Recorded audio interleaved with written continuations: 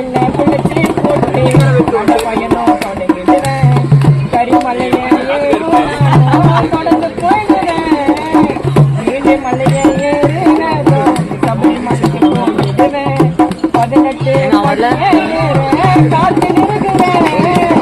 வரிசையில வரிசையாக மலராலே அலங்காரத்தில் பார்க்க